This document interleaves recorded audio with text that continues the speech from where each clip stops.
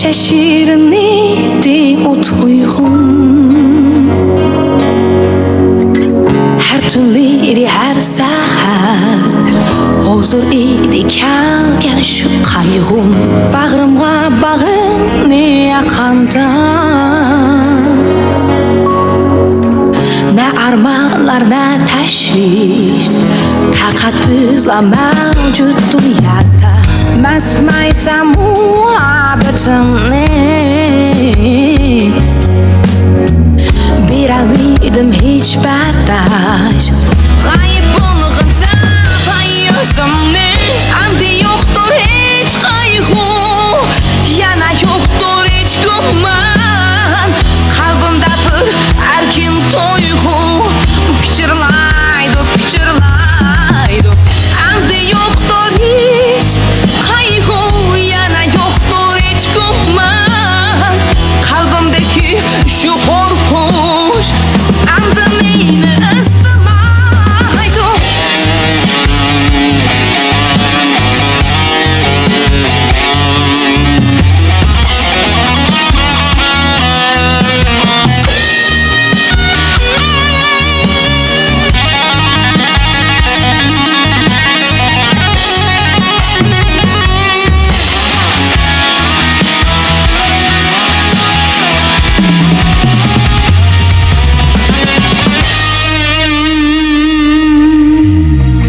Bag'rimga bag'rimni yaqanda,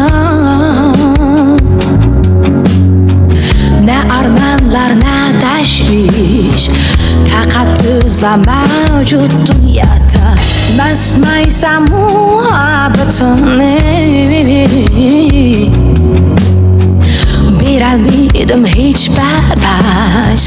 G'ayib bo'lg'insa yuzimni, endi yo'qdir hech qayg'u, yana yo'qdir hech gumon.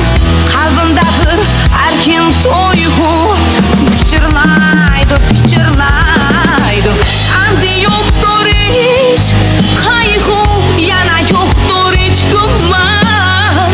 Qalbimdagi shu qo'rquv endi meni istamaydi. Simsim yomg'irga o'xshab ko'nglim, o'zi yig'lab o'zi to'kilgan. Parvoy yo'q, hechgar yo'q, hech kimda faqat o'z ko'ngli, o'z ko'nglini o'zi baslagan. Endi yo'qdir hech qayg'u, yana yo'qdir hech gumon.